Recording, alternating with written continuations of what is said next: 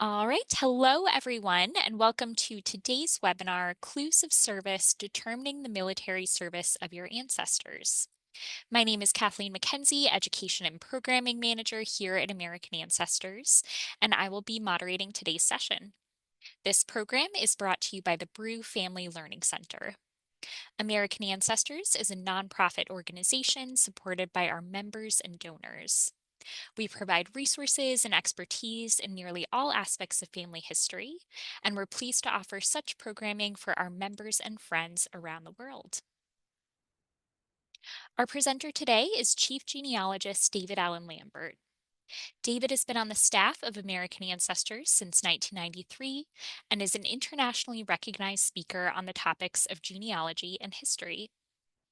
He has published many articles in the New England Historical and Genealogical Register, the New Hampshire Genealogical Record, Rhode Island Roots, the Mayflower Descendant, and American Ancestors magazine. He's also published 11 books, including A Guide to Massachusetts Cemeteries. David received his BA in history from Northeastern University, and he is an elected fellow of the Massachusetts Historical Society in Boston, Mass., and a life member of the New Hampshire Society of the Cincinnati and the General Society of the War of 1812. David also serves as the tribal genealogist for the Massachusetts tribe at Punkapog in Massachusetts.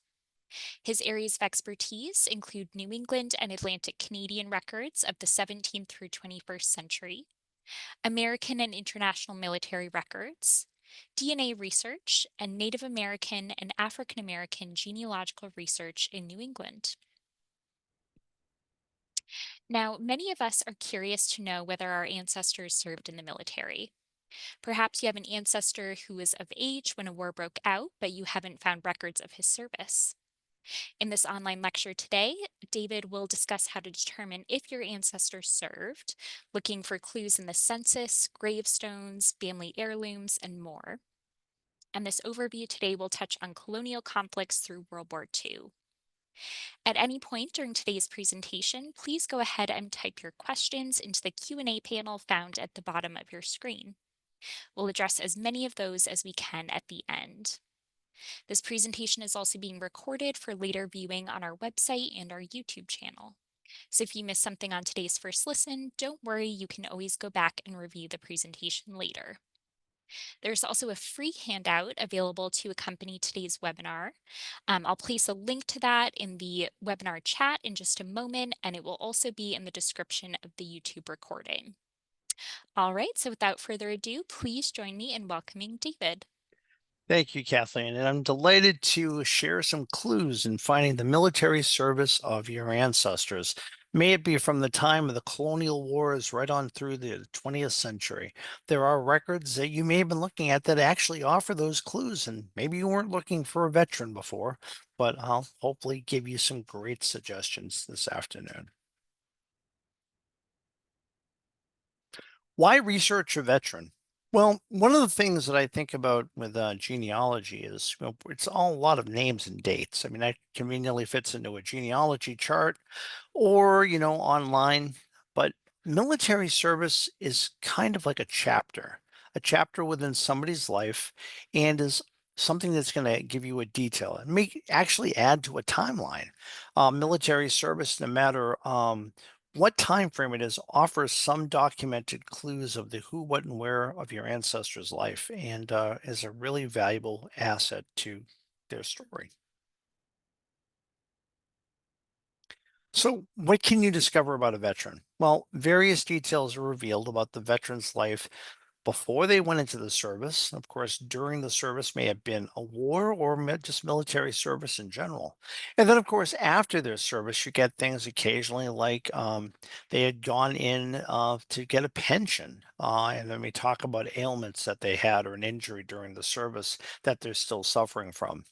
You'll learn where they served and what battles they may have participated in from various military records that we'll talk about.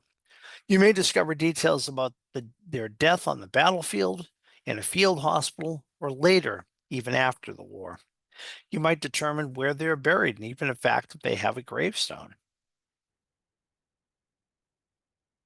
Now, for searching for clues, we're going to cover a few things, and now we'll start with oral tradition, family papers and ephemera, gravestones, various published genealogies and community histories that might offer you a clue. And then we'll talk about a variety of primary sources that you may be familiar of, and maybe some of you may not have heard of before. Oral family tradition. Think about Lexington and Concord 250 years ago. If your grandmother conveyed a story that your ancestor marched on Lexington and conquered, it's very possible that he did. Now, if they marched from a distance, it would not have been possible for them to be at Lexington Green, or you find in your research that that unit was never anywhere near Lexington. You might be debunking the story. And again, there's a lot of years between 1775 and 2025. For that matter, it could be a story about somebody in World War I where they were serving. Perhaps even in a little over 100 years, that story might be a little off. But with every pound of fiction, there's usually a couple ounces of truth. Has something been lost in the storytelling since their service or elaborated upon? You really want to take as much as you can to determine the stories with primary sources, evidence that actually confirms what your ancestor had in their military career or what was happening afterwards, or if in fact they were a particular battle. Was your ancestor actually a hero or were they a deserter and went AWOL, absent without leave? Basically, at the end, you're proving or disproving grandma's stories, but you're actually setting the story correct. Something may have been lost long before your grandmother or grandfather got that story, or your parent. And as a genealogist, you're setting the story correct and telling the true story for the next generation.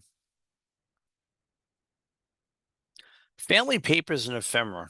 Do you have any military treasures in your attic? Of course, something from World War II or World War I is more likely than, say, the colonial wars. In New England, a lot of families have lived on the same property for hundreds of years. So it's not uncommon for a family maybe to have a musket that was used in the Revolutionary War or a powder horn that may have been found in a battlefield during the French and Indian Wars, or a Civil War sword that was picked up or carried into battle. The other thing that's likely that you might have seen or had are family members that have the letters or the diaries, or by the time we get to the 19th century, photographs. Military ephemera could be things picked up on the battlefield. Did they find a pick hoop, one of those spiked World War I German helmets during World War I, and take it from the trenches and the battlefields? Or do they have a piece of shrapnel that was removed from their leg while in a field hospital in World War II? Does the document or ephemera that you have help support the oral tradition? And that could be where the story started. Someone picked up an artifact and you asked, where'd that sword come from? Or what is this object from? And that might be the story associated with it. I always say it's great to have oral tradition, but in this day and age, type it up, write it down, and if you have ephemera that's tied with it, tell the story of that ephemera. And also, another thing that is quite possible that you might have are discharge papers, maybe from the modern DD 214 honorable discharge papers, or it might be an Eagle discharge from the Union Army in the Civil War, or a slip of paper from the Revolution that gave your ancestor the right to go back home. One of the things that you're going to find that you may have that might give you a clue in your research are just the documents, such as vital records. Is there some indication that the person on the death record was a soldier? Or maybe they're buried in a military cemetery. So look over the documents, and sometimes even vital records will have a question by the 20th century whether or not you served in the military and what war. Other things that you might have could be as something as ornate as a commission in the military, as this one from the French and Indian War from the 1750s. Or maybe again, you might have a musket or powder horn, or even if you're lucky, maybe your ancestor was a drummer and that old drum still lives in the attic in your family home. However, One thing you might have is a dog tag. This simple dog tag is one that I purchased that somebody had found with a metal detector, and I did the research to get this back to the family. And this is the image of it as a soldier from East Boston from World War II. The discharge papers I spoke of include this Eagle discharge. Oftentimes in the Union Army, you'll find an Eagle discharge of someone who has been honorably discharged, may it be for medical or for at the end of the war. And this was a valuable document, often used and sent in when a soldier is applying for a pension from the federal government. So don't be surprised if you may have one of these at home, or may have seen it in the photocopies that you received from the National Archives or inspected when you were there in person.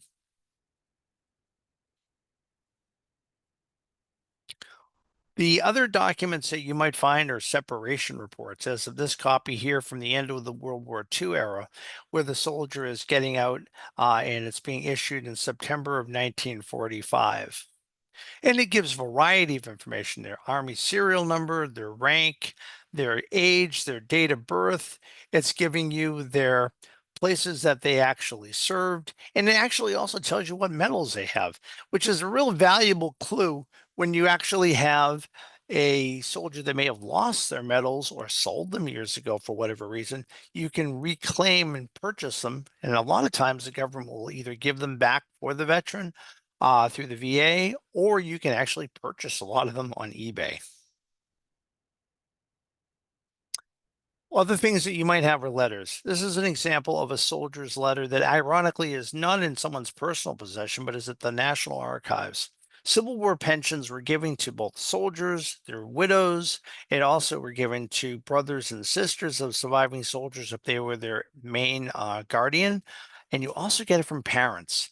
In this case, the mother of a Civil War soldier who had died sent back the letters that she received from her son that made reference to money being sent back to them, that she had a financial need of the help of her son, who is now deceased, therefore making a claim to the U.S. government for a pension. Sadly, these letters were never returned, but they can be very valuable because maybe they would have been lost anyways in the family over the years, and now they're being preserved for descendants to find.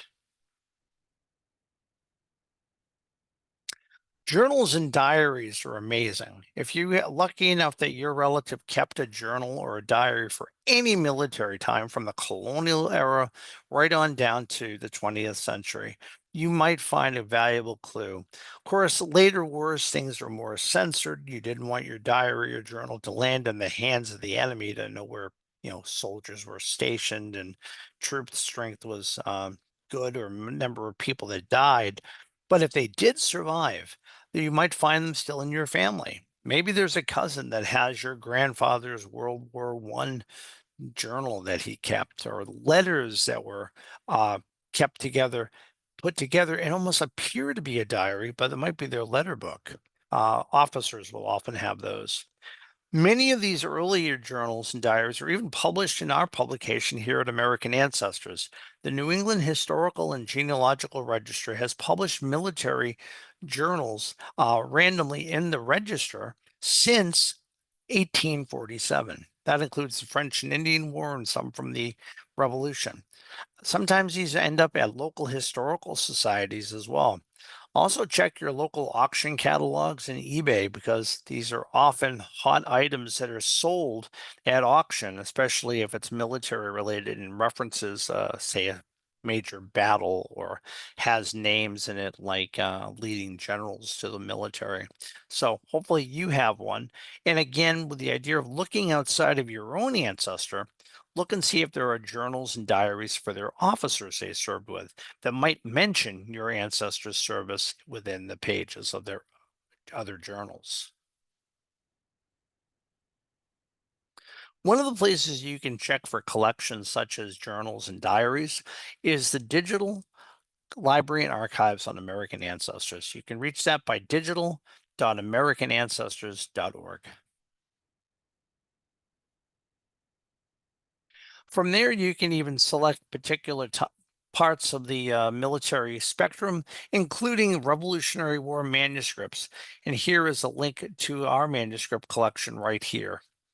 for the Revolutionary War we currently have as our part of our digital archives. Now, this is not limited to all the items that we have, but just ones currently we have on the DLA. From there, you can pick specifically diaries and see what diaries we currently have online. You're able to see here that we have 11 entries here and a variety of different diaries are in color that you can view it right in front of you. And because of the fragile nature of some of our collections, this is often the best way to treat them because you can download them and print them off. Here's an example of the diary of Dr. Ezra Green, kept between November of 1777 and September of the following year. He was a surgeon under Captain John Paul Jones during the cruise of the Continental ship War Ranger. And this is transcribed by George Preble. And this gives a great description of naval service during the time of the Revolution. And it's part of our digital library and archives. Do you have an image of your soldier? Even from the time of the Revolution. Yes, it's entirely possible. If your veteran did live into the 1830s, the Daguerrean process was present. In fact, the last of the Revolutionary War soldiers include Daniel Frederick Bakeman, who died at the advanced age of as a supercentenarian in 1869, is photographed to the left. Or maybe you've seen paintings or even silhouettes like the one on the right-hand side of a veteran from even as early as the Revolution. You may have more modern photographs, and of course, with the advance of photography, panoramic photos, such as the large group pictures from World War I, where a camera would pivot and do a panorama of the entire unit. Often the tough part about that is, unless your ancestor pointed out and showed you that's him right in the middle of the picture to the left in the upper corner, you might not know if it's him or not. So keep your eyes open for that. And occasionally on the back of photographs or on the back of the frame, it might be indicated that I'm the eighth person over on the left on the top row. But these are great and give us not just a sense of our own ancestor, but the multitude of stories in the military. And why I say adopt the unit or the regiment to get a fuller story by looking not just for your ancestor, but looking for the stories of those who served with them. Snapshots sent home. Of course, formal photography is great, but you may have found that your relative in, say, Vietnam, World War II, Korea, etc., or even recent wars might be in a newsreel photograph or something that hit the AP wire. Or while you're scouring for research on that unit on the internet, you might find a picture and somebody looks suspiciously like dad or grandpa in the picture. And who knows, maybe it is. But snapshots, cameras, that people had in the battlefields or in basic training might capture a picture that was sent home to the family and being preserved. Another clue that we get besides photographs and ephemera are gravestones, because they might give us that first indication that the person actually was a veteran. You may have not been aware of it. Some clues from the cemetery. Is there a gravestone for each veteran? Not always the case. Even though we've probably seen in most American cemeteries those standardized white marble or granite markers or flat bronze markers indicating someone was a veteran. And in many cases, you might find that there's a veterans plot where they're grouped together, or it could be an individual family plots. There may be a gravestone, but not always necessary. Reasons that they may not be is that prior to the Civil War, there was really no standardized program going forward to mark veterans' graves. So you might find a clue carved on the stone that they're a veteran, but not particularly one of those standard government markers. Cemetery and burial records are going to change. By the middle part of the 19th century, when the garden cemetery movement went forward, there were more organized cemeteries with plot plans and mapped out cemeteries, where an old cemetery in the rural area of America might just be a single grave. They dug the next grave next to it. And of course, if there was no gravestone, there may not be a record. One case might be a burial in a church or a death record in a town, but it might not say what cemetery. So it might take a little bit of sleuthing to know approximately where your ancestor is buried. Transcribe gravestones between what's on AmericanAncestors.org on our website, as well as the Dear Daughters of the American Revolution. There are many places to find transcribed gravestones. This also includes on websites such as findagrave.com, interment.net, and Billion Graves, where you can find that slews of volunteers have gone through and made these gravestones available for descendants because they've placed the care to go into the cemetery and photograph numerous stones. And many, many veteran stones are already online. Where is the spouse buried? In the case of one of my ancestors in the Revolutionary War, I know where all three of his wives are buried. He doesn't seem to have a gravestone there, but I know he died in the same town, and the likelihood he just doesn't have a marked stone is very popular theory in the family. So I'm hoping to get a government marker for this colonel in the Revolution who has remained with an unmarked grave for almost 215 years. Is there a flag marker? One thing about flag markers, are great. They often indicate there's a veteran there, but they can also mark the police, the fire department. Uh, it may just be put there by somebody who's very patriotic. So look for flag markers that have a brass or a plastic emblem on it that might indicate that they're in the VFW or the GAR, Grand Army of the Republic, or there might be some other indication of what war. Problem is that flag markers can be easily picked up and moved and put in the wrong place, especially if they were knocked down. So don't always assume a flag marks a veteran's grave. Is there a military rank listed on the stone? It's very often that the highest rank that they obtained in the military is put on the gravestone or on that bronze plaque on the where it marks the foot marker of the grave. So you might find that clue there. And is the battle they died in listed? Oftentimes, gravestones will tell us stories, whether or not the soldiers buried there or not, and the gravestone might act as a cenotaph, essentially a memorial to someone not buried there. And it might say that they're buried at, say, the Battle of Malvern Hill in Virginia, where one of my great great uncles is buried. In his cemetery where his wife lies in Maine, that's marked on his stone, but he's not buried there. For that matter, body was never found. Oftentimes, we find clues just by reading a gravestone. The one on the left is my fourth great grandfather, Jonathan Poor. As you can see, just to the left of his name, Jonathan in the middle, the abbreviation for captain, CAP, superscript T. He was a captain in Lexington and Concord and went on and fought in the war for a number of years. And also to the left of that is a rusted iron Sons of the American Revolution flag marker. Now, the other thing that you might find in here is that there's a standardized military marker, as is the case for Abraham Jordan and Robinson's Massachusetts infantry in the Rebel War, obviously put in the late 19th century or early 20th century, marking a soldier that died many years before. But keep an eye out for those flag markers because they don't always have flags in them.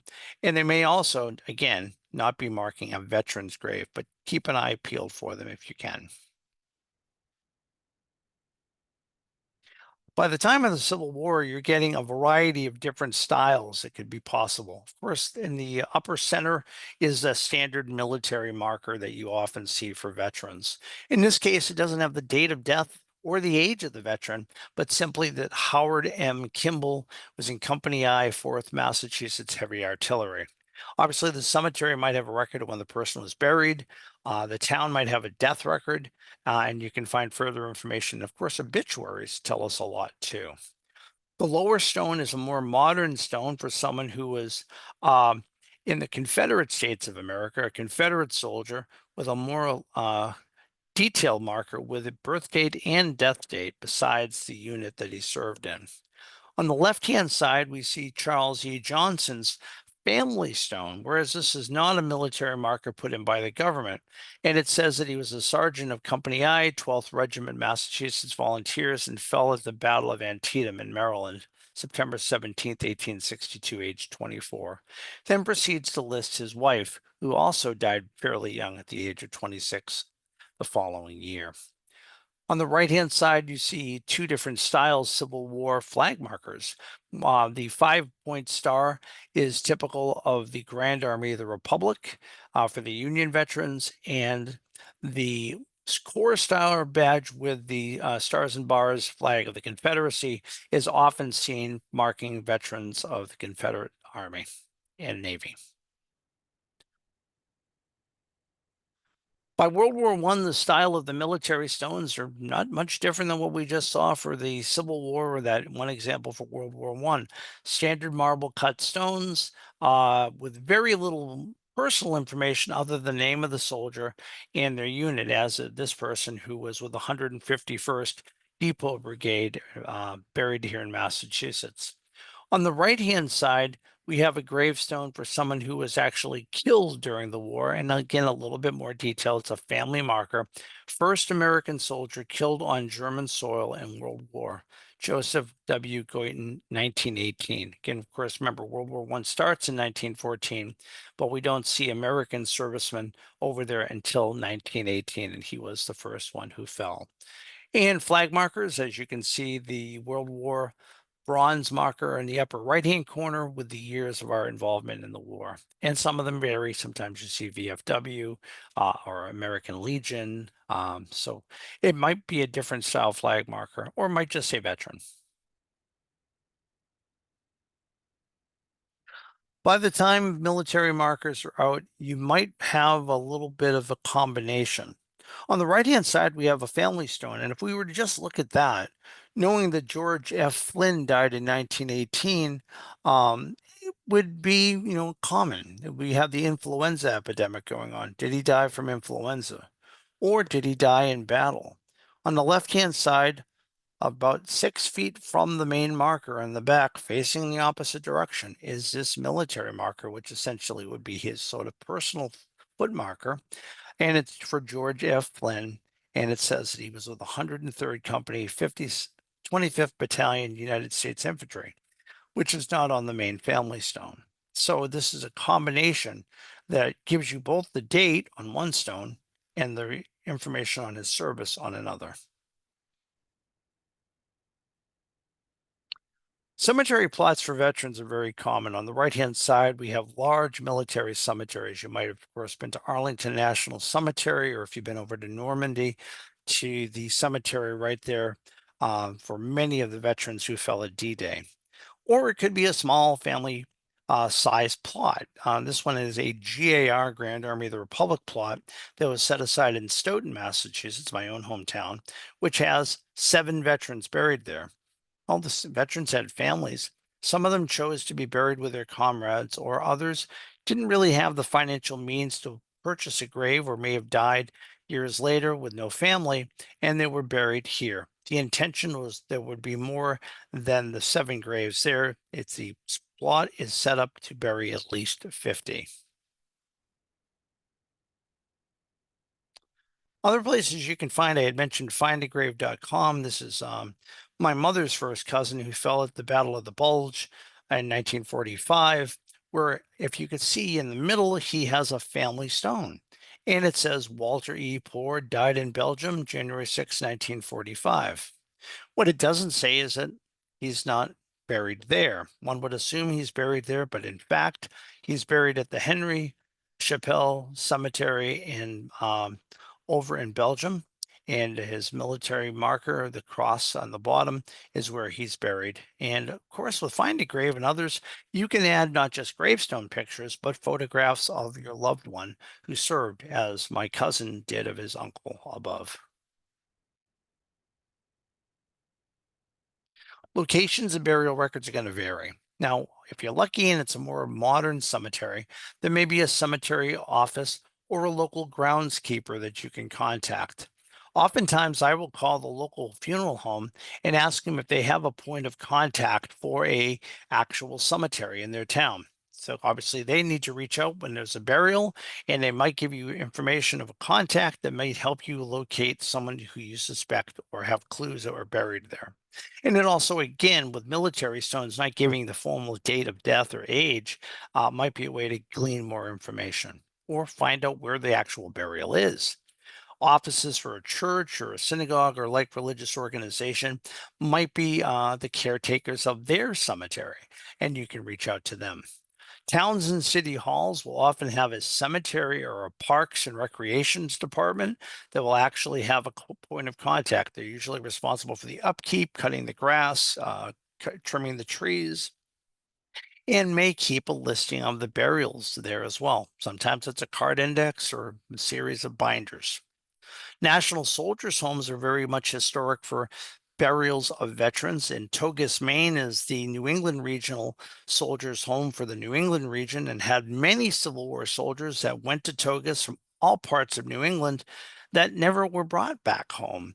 And they're buried there at a Soldiers' Home cemetery. Local or state historical societies are great for being repositories for both gravestone transcriptions and occasionally even cemetery records that have been put on deposit or records of the grave keeper, essentially the burials of that cemetery might have had a journal or a diary somebody kept. So look on a local level and state level. Formats will range from a unique manuscript to an online searchable database, but don't give up. Even for the smallest cemetery, there may be clues out there because an old transcription done by a member of American Ancestors, NEHGS, our collection from years ago under the New England Historic Genealogical Society, donations would come in the 19th century for gravestones that were quite legible back then, but not so much anymore. Published genealogies and community histories. One of the things that we find are clues to our ancestors' military service could be as simple as a published genealogy. In the 19th century, it was very in vogue to have a lot of the early families a genealogy produced, such as the one from my maternal grandmother's paternal line, which is what I looked at first when I was a young man doing my genealogy. And when I was reading through it, I was excited to hear about my fourth great grandfather, Jonathan, who we previously saw at gravestone. But the clue here was more than what the gravestone told me. He was always greatly interested in military affairs, collecting a company of volunteers and marching to the front in 1775, in that case, Lexington and Concord. He afterward commanded the company's station in that part of Newbury. He took an active part in the French and Indian War and in the Revolution, and was appointed one of the Committee of Supplying Continental Soldiers in 1778, just as captain on his gravestone. So it's great that somebody had the foresight to copy this or hear oral tradition and write it down. As is the problem with many 19th and early 20th century genealogies, there's no footnotes and citations. So, what you find in a genealogy and a town history is a great, exciting clue, but is not applicable to say if you were going to join the DAR or the SAR, Daughters of the American Revolutions and the Son of the American Revolution, just to name two hereditary organizations for the Revolutionary War, are not going to accept just a published genealogy. Flesh out these clues to where they're looking for the detail. You want a muster roll. You want something that confirms the story, not just a photocopy sent in with your application. Published histories can vary. Every town may have some sort of a capsulized history, and it's very common for a town history to actually have a military chapter. Many town histories were written in the time of the centennial of America in 1876, some earlier, but there was a great push. President Grant asked communities to reach out and write county and town histories to celebrate their 100th anniversary of the creation of the United States, and of course before. Another place you might find are college yearbooks or alumni registers, as here is one for the Harvard class of 1863 that has a biography of the soldier, when they served, and life after the war. And you may also find statewide compilations of veterans that give you details during the war, such as adjutant general reports, or you might even find something that is a statewide compilation of veterans that actually had died. And that is something you may find. Regimental histories of units will show up. And if you're really lucky, You might find that your ancestors, such as David S. Dockham here on the upper right, sent in a photograph that a steel engraving was done and placed in the actual book. Town histories, such as the one here on the right-hand side, are a variety of different units. And I was able to look at this for April 19th, 1775 in the history of Newbury, Massachusetts, and look for references to soldiers in my family. Besides Jonathan Poor, I had other relatives who served, and this little breakdown here gives me the captain, the lieutenant, and the privates that served. The nice thing about this history, even though it's well over 120 years old, they actually put the source. As you can see at the bottom, it gives the Massachusetts Archives and the volume and page that they got it from. Other things that you can find are a great amount of regimental histories, town histories, county histories. We hope that you come in and visit us at American Ancestors in Boston or go to a nearby genealogical library near you, or maybe even join us in Salt Lake City, Utah when we go to the Family Search Library. Now, the one thing you can do in the meantime is Google search or archive.org search for a particular book. Archive.org, the Internet Archives, has thousands of great military related books, such as this one, The Massachusetts Volunteer Militia. It's out of copyright, published back in 1913, and it is basically a history and listing of all the soldiers served in Massachusetts during the War of 1812. As you can see here, there's not a lot of biographical details, but if you know that your ancestors served from a particular town, you can see that the soldiers were raised there. You've got the name of the captain, where the unit was raised, when they served, and then the names and ranks of the actual veterans in the unit. Maybe you'll find your ancestor and his brother, or his father, or an uncle. Families often served together. They were not broken up until at least World War II. Newspapers, something that we like to hold in our hand or scroll now through our phones, is the way our ancestors have been getting news and reporting military stories since the earliest paper of continuous nature, the Boston Newsletter, was published back in 1704, right here in Boston. So you might find a military story about your relative. And what will this include? A variety of different newspapers you can find online. One of our partner databases we have includes early American newspapers on AmericanAncestors.org. You can also find other places such as Chronicling America, brought to you by the Library of Congress. Ancestry.com has subscription as a supplement for newspapers.com. There's other paid sites such as Storied.com. You can find free newspapers online from Old Fulton Postcards, FamilySearch.org, and of course, a variety of different Ancestry.com databases also have newspapers not always directly affiliated with newspapers.com collections. Newspaper clues. What are you going to find? Well, this is just a short list of them, but I wanted to share these with you. Those who were drafted. Starting as early as the Civil War, with the first call for drafts, you might find that your ancestor was drafted into the military, or later that their draft number had been posted, or that they were called up for the draft. Did they actually serve? Well, that's further research, but you might find that they had been drafted. Enlisting in the military. After Pearl Harbor on December 7th, 1941, the patriotic fervor in America was at its greatest height in the 20th century, where many men and women signed up to do their duty and join the military or participate. Those that enlisted in small hometown papers would often have their photograph put in and a write up of what their plans were, and you may find great detail. Promotions in the military, as they went through the military, no matter what time frame of the 19th or the 20th century, indications of a promotion would be front page news for their hometown family and friends. Letters of those in the military. Maybe your ancestor wrote a letter from the trenches in World War I or from the Pacific in World War II. Those letters sent back to the editor of a local newspaper might give you some detail, especially when the letters don't survive anymore and the transcripts are all we have. Take a peek. You'd be surprised what might be in a local town paper. Of course, the sad news of a missing in action or killed in action of your ancestor or someone who died in a field hospital, deaths recorded of veterans both during the military and post military. The other thing that you're going to get are obituaries, including associations with veterans groups. So, for instance, your ancestor may have been in the Civil War. You weren't aware of it until you found out that services by the Grand Army of the Republic in Haverhill, Massachusetts were conducted by his post.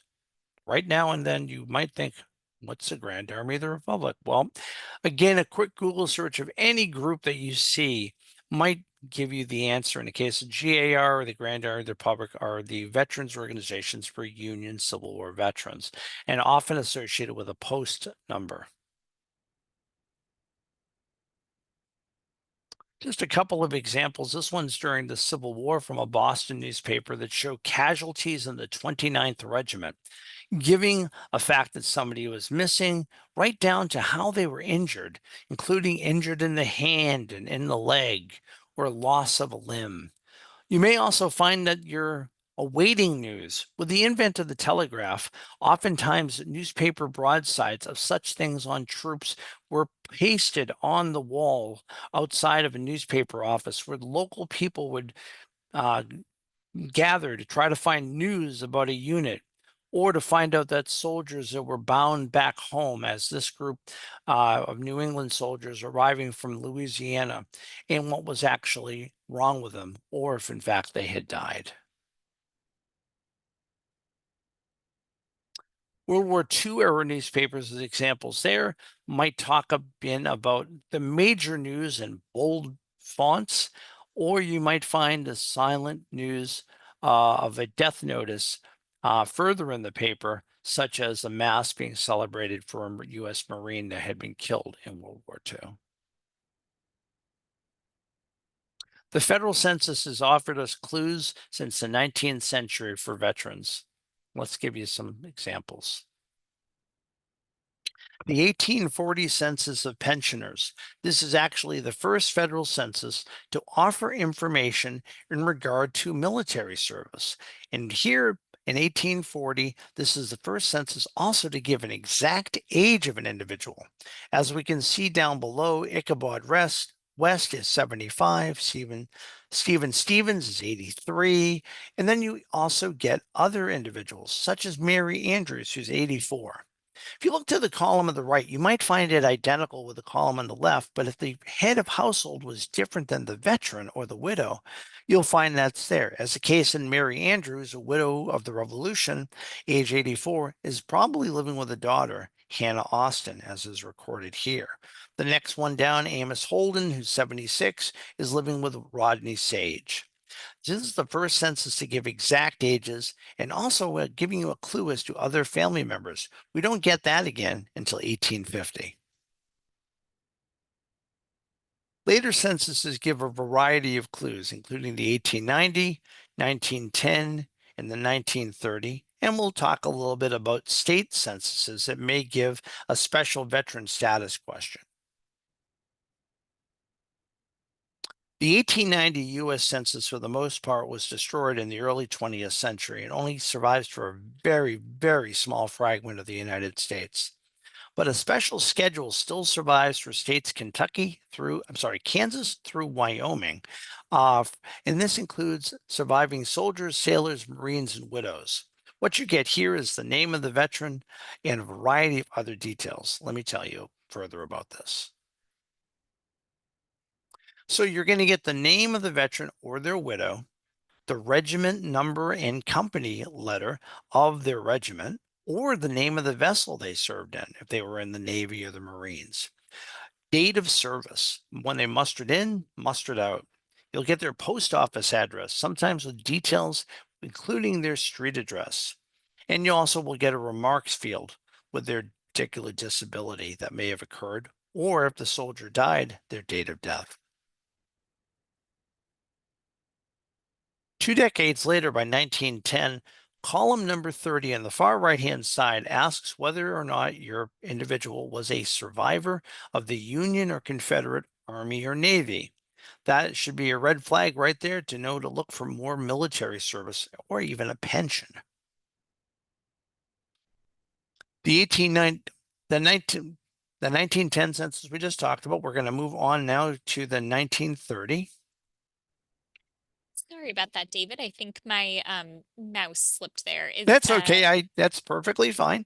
Is this is the That's correct that's slide? the correct one. Yeah. The Thank you. nine Sorry about that. No worries. The 1930 U.S. Census veteran question includes a yes or no question under column 30, asking whether or not you were a veteran of the U.S. military forces mobilized for any war or expedition, and what war or expedition did they serve under.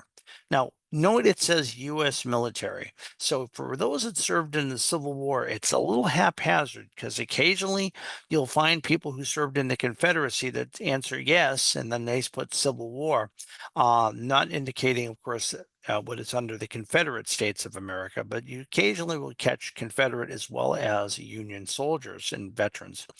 Then the later wars, you get things like IND for Indian Wars, PI for Philippine Insurrection, WW for World War One, because of course there had not been a Second World War, so the World War is just WW, or GW for Great War. But you may also find one that's kind of comical. You might think that they're talking about your ancestors' dietary concerns, but if the war expedition is spam, it's not the meat in the can. It is the Spanish-American War. State censuses survive in 1865 for a variety of states. Let's show you those. So here's an example of the Rhode Island State Census, where in column 15 it asks whether or not since 1860 you were currently in the Army or Navy or had been formerly in the Army or Navy as of 1865. Now, what states actually have an 1865 state census with details? That includes Massachusetts, Minnesota, New York, and Rhode Island.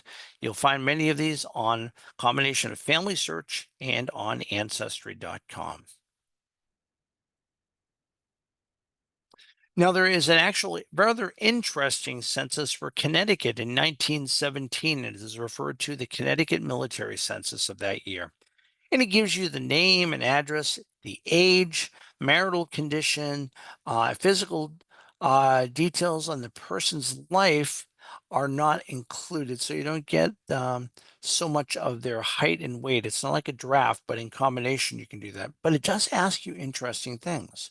Whether or not you have any physical disabilities, about the extent of it, but it will ask you, can you ride a horse, handle a team, drive an automobile, which might not be possible for many in 1917, ride a motorcycle, understand telegraphy, or even handle a power or sailboat. So you might find out that your Connecticut relatives and distant cousins may have actually filled this out. Whether or not they served is a valuable clue to search for your ancestors' biography that you may have not known. Draft records. Even though your relative might show up on a draft card, this is an example from Family Search's database of World War I. This is my grandmother's first husband, who did not serve in World War I, but did sign up for the draft. Gives me a variety of different details. And in this case, it even says who his employer was, where they were, and the name of his nearest relative. In this case, he was married, but for whatever reason, he listed his own mom. And in this case is the only place I see his signature in any document, as he signed at the bottom of the card there. Here's an example of my own grandfather's World War II. This is the fourth registration draft, or the old man's draft, when he was suffering from tuberculosis in a state hospital and infirmary in Tewksbury. They still wanted to get the details about his possibility of enlisting. And that's where I found out that my grandfather had a tattoo on his left forearm. Well, you just learn things every day in genealogy. It also tells me physically how tall he is, his eye color, hair color, etc. Other details I'm gaining here are the draft details, and may it be World War I or World War II, name, address, occupation, next of kin occasionally, physical description, and different draft registrations vary with details. Again, what I can't stress enough is that just because someone enlisted for the signed up for the draft and has a draft card doesn't always mean that they served. Actually did not. Muster rolls and service records. We're going to show some examples of different types of muster rolls. Of course, these are essentially like a mini census, if you will, for that unit, giving you the names and occasionally the ranks, but not in the case of this one from 1675. But what it does list are men who are serving in the King Philip's War in 1675 from varieties of towns in Essex County, including Gloucester and Rowley, Marblehead, and Andover. So, in a way, it's a census substitute, but also confirmation of military service. By the time that we have with the Revolutionary War, you might find that you have found somebody has transcribed the cards out. In the case of my fourth great grandfather, Jonathan Poor, his story of the Lexington Alarm, what I saw in that published genealogy, I wanted to substantiate it. His gravestone didn't tell it, and my grandmother told the story. But let's prove grandma correct and check and see if that genealogy that was written gave a right story. This actually gives me the proof that it's in volume 13, page 43. Now, I can find a lot of the records for the Revolutionary War on Family Search or on fold3.com. And on Family Search, of course, is a free website that you can use. And if you search by the state your ancestors served in, again, with the Civil War and the Revolutionary War eras being the most plentiful of records being digitized and available for free online from Family Search, you can find muster rolls, as we did here for Massachusetts. From there, I was able to match up page 43 from volume 13 and find the handwritten muster roll listing of Jonathan Poor, who wrote it in his own hand, and the men that he actually had that marched 86 miles, served for 6 days, and how much they were paid at the time of the Revolutionary War when they marched on Lexington and Concord 250 years ago.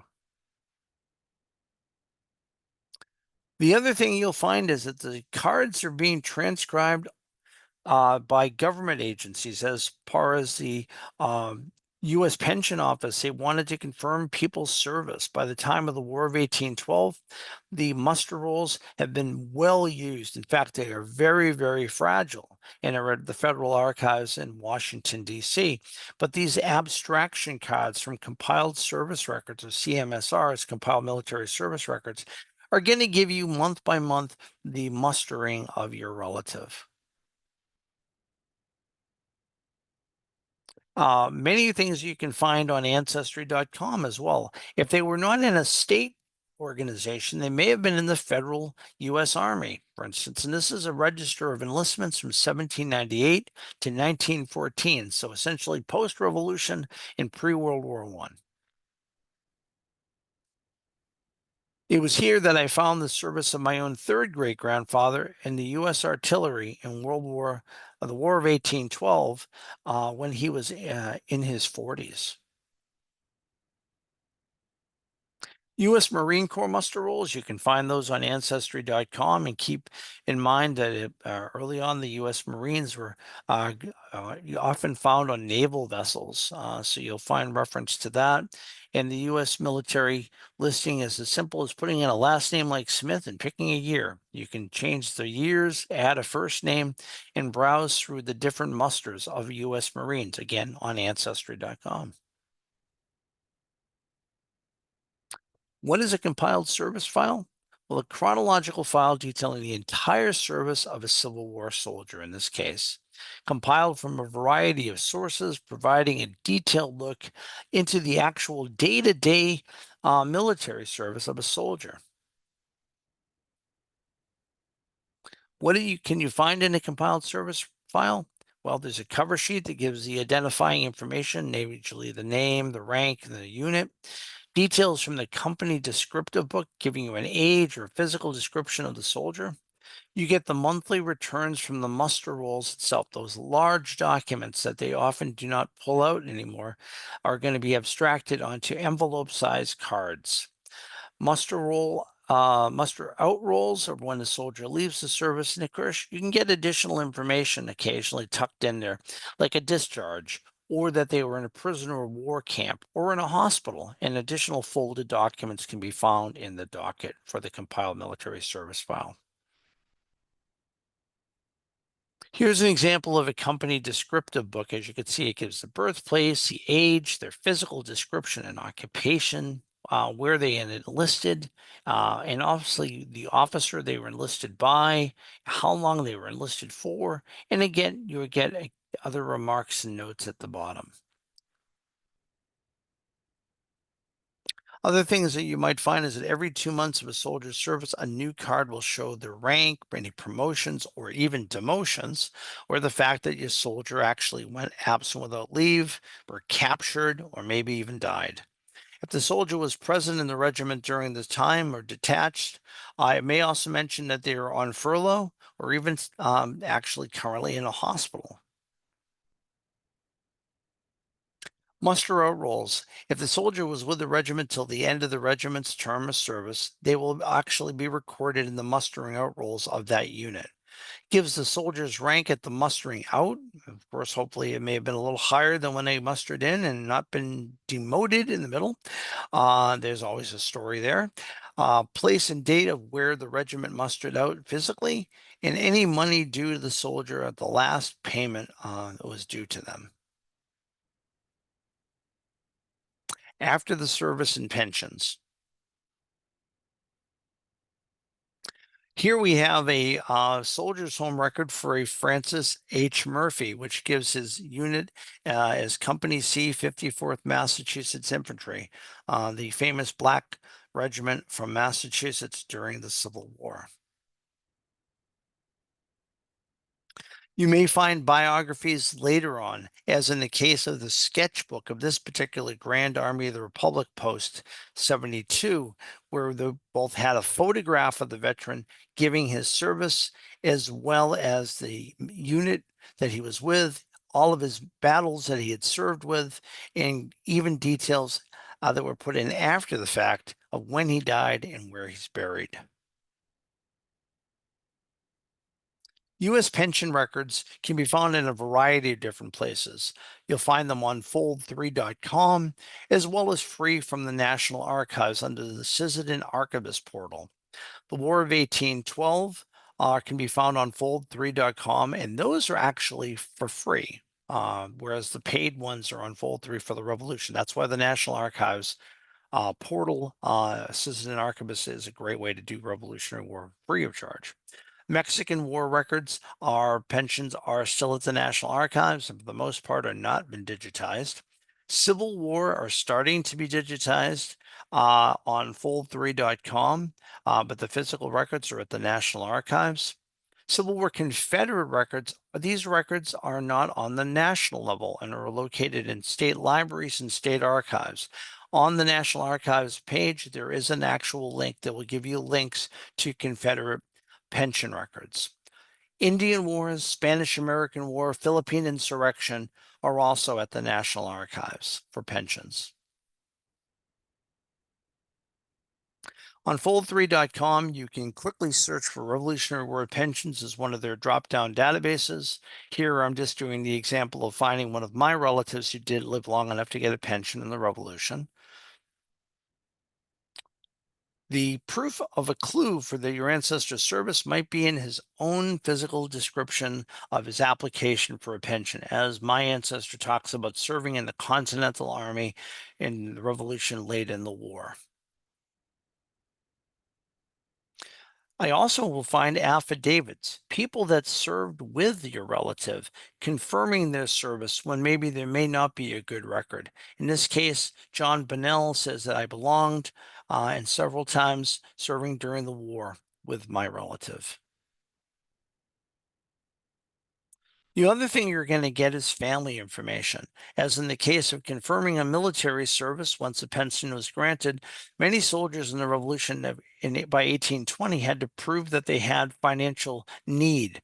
Here I find the real estate and financial holdings of my ancestor, as well as the full uh, listing of the people in his household, including their name, their relationship, their age, and if the soldier family member is contributing to their own support.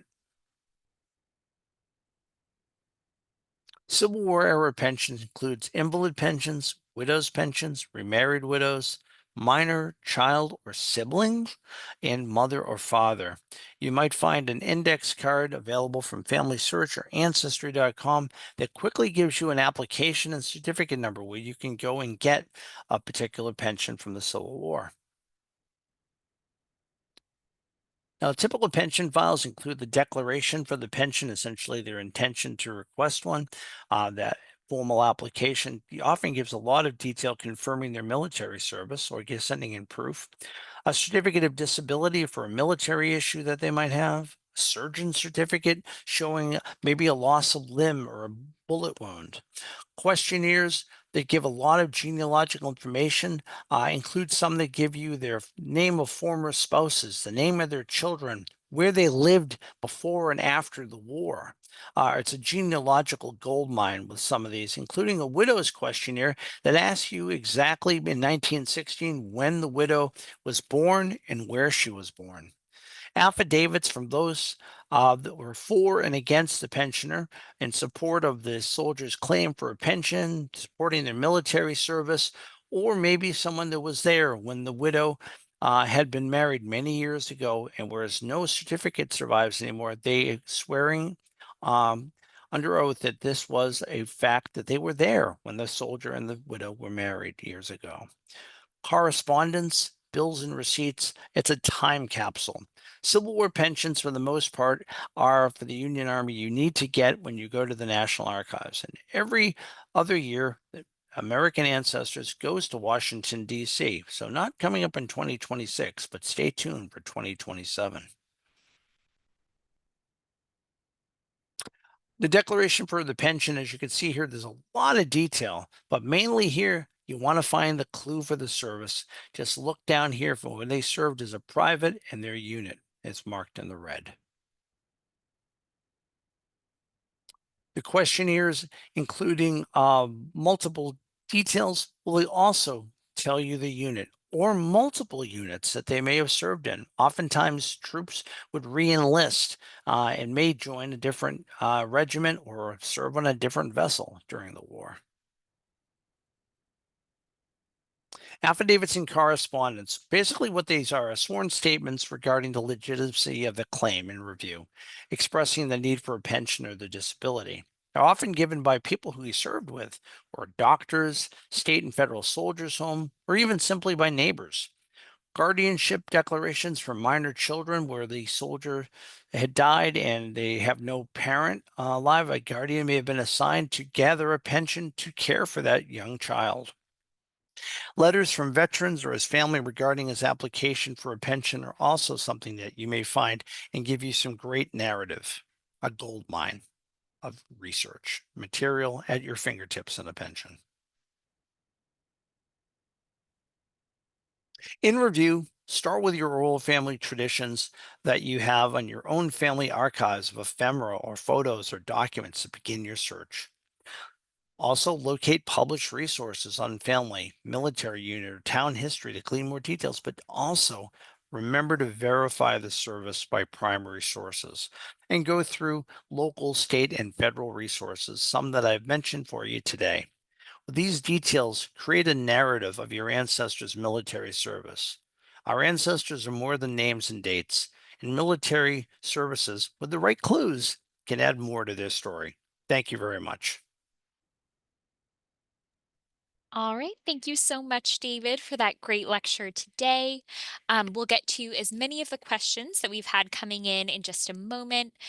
Very quickly, first, I just wanted to let you all know about some upcoming events that might be of interest. So, first up is an online seminar that we have starting in November, kind of coming on the heels of this topic today. It's called For Those Who Served Military Research from Colonial Conflicts to World War II. This will be a 5 session seminar. David is one of the presenters, along with our genealogists Melanie McComb and Elizabeth Payee. Then we have 2 online lectures coming up. First up is Who's Who, Same Name, Same Place, Same Time. This will be presented by Rhonda R. McClure. And then Rhonda is presenting another lecture on November 6th called Planning a Research Trip to New England. That will be a free lecture from 3 to 4 p.m. that day. You can learn more about these and all of our upcoming events at americanancestors.org/events. All right, so now we'll get to the great questions that we've had coming in. So first up, David, Hmm. we have somebody who their grandfather earned the Silver Star in World War One, Hmm. but this person doesn't know kind of the story behind that. Any suggestions for how she could find out what he did to earn the Silver Star? Sure. Well, unfortunately, in 1973, and we'll talk more about this when we do the full program, is it was a fire in St. Louis, Missouri. Now, I'm making the assumption here he fought in the U.S. Army. Um, the U.S. Army personnel records were destroyed, which often give you that sort of detail. Now, that doesn't mean that you can't find it, because a newspaper back home may have caught it. And so many of the newspapers are now full text searchable in AI, you might find that story of that promotion or that medal in the newspaper.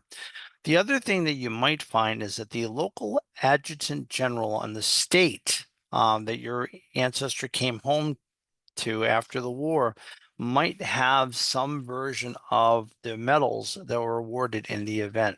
So keep that in mind for World War One for finding a medal. And also the general orders at the National Archives for the unit will often give you the context of promotions within it. So keep an eye for that once you look for the unit history. Okay, perfect. Thank you, David. Then a question here. When will records for those who served during the Vietnam War become available? Well, right now it's they're just starting to get records for the soldiers that are serving in Korea. So we're just starting to see the Korean War where the draft registration is coming out. For Vietnam, it's going to be a case by case because I mean the average age of our Vietnam veterans are in their 70s and 80s, so many of them are alive. So for privacy reasons, it won't be a whole hearted dump of records. Again, keeping in mind the fire in 1973, for many of our Vietnam era veterans, we're finding that there are some things online, like on Fold 3, there are service awards from 1965 to 73. And of course, those that were killed in action, you will find them on the U.S. Veterans Vietnam Memorial War database online, and there's also one on Fold 3 as well. Okay, great. Thank you. Then a question, are there any sources for soldiers being sent to America for the French and Indian War? As far as British soldiers being sent to America for support, yeah, those records would be over in archives in London, England. The National Archives in England has troop records. The problem is knowing the unit, because a lot of times the soldiers will come over here as troop strength, but we don't know the affiliated unit unless, of course, the soldier died, and there's a gravestone or there's some mustering. It's not going to be a very heavily biographical, I'm afraid. Again, muster rolls of the 18th century are kind of limited. You're starting to see these military records being both put on findmypast.co.uk as well as some on Family Search. So do a little creative searching. If you know the unit, you can search through it, but a complete database of all is not available yet. The same thing is true with the Revolutionary War for those like myself who descend from a redcoat. All right, thank you. Um, Then a question here from someone who says, my aunt was a new grad nurse when she joined the Army before or during World War II. I know she served in England and Europe during the war. Where can I find records of where and when she served? For looking up Army nurses in World War II, one of the things I would definitely pivot to is attend a class with my colleague Melanie McComb. She does a lot with the ladies in the military, but you can find the National Park Service has a website on military nurses during World War II, like the Army Nurse Corps, for instance. Again, when you're looking for records, you may also again start for World War II on the local state level with your Adjutant General's office because there should be some record there to help you with. And again, newspapers will help you when, of course, the nurses come home. Small town papers are going to have more detail than, say, on a national level. Okay, great. Thank you. Then a question about records for the Spanish American War. Any insights for that? Sure. Spanish-American War and Philippine Insurrection. The compiled military service records are going to be available from the National Archives in Washington, D.C. They're not digitized yet. And if you're in the Navy or in the Marine, you'll find that the deck logs for many of the early vessels pre-World War II are actually still on the shelves in the National Archives.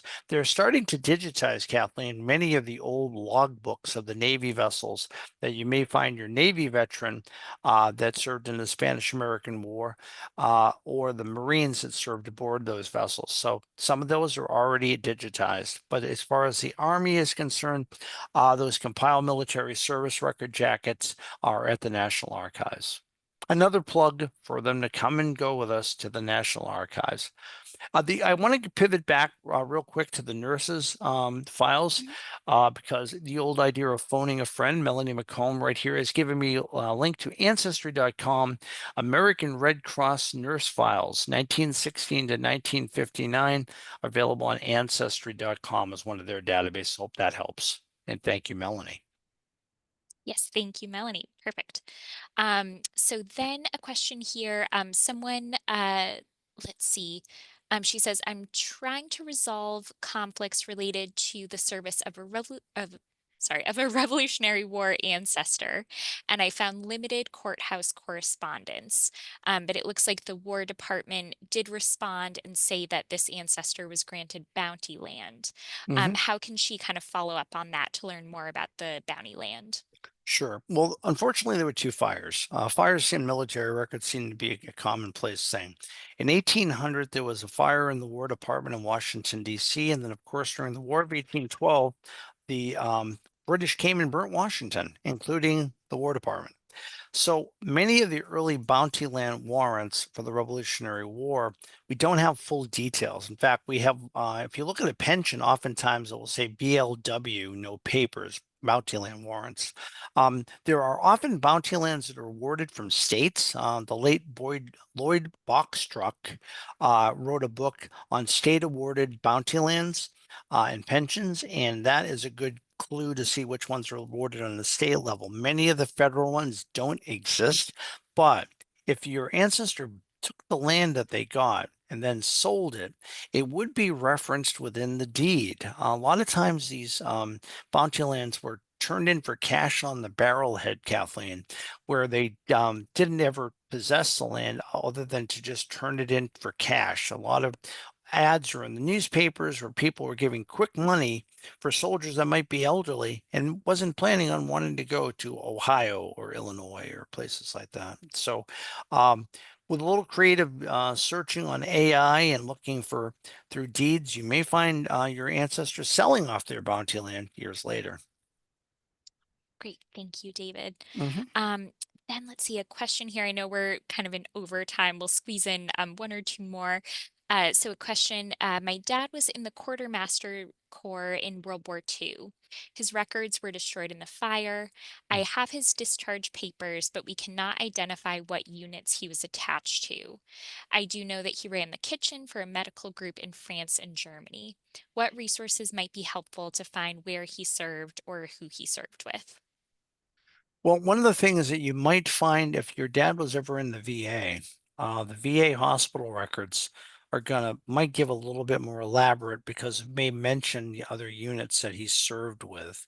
The other thing about being on the Quartermaster's Corps, the records of the Quartermaster's Corps in general should still be at archives too. They're not going to be the personnel jackets, record compiled military service personnel records that were destroyed in 73, but to know about where particular quartermaster corps were stationed, and maybe even a listing of some of the officers and those that served with it, you'd be surprised what might survive. So don't give up on that and try Archives 2 in College Park, Maryland, which we had the availability to go to on a trip a couple of years ago.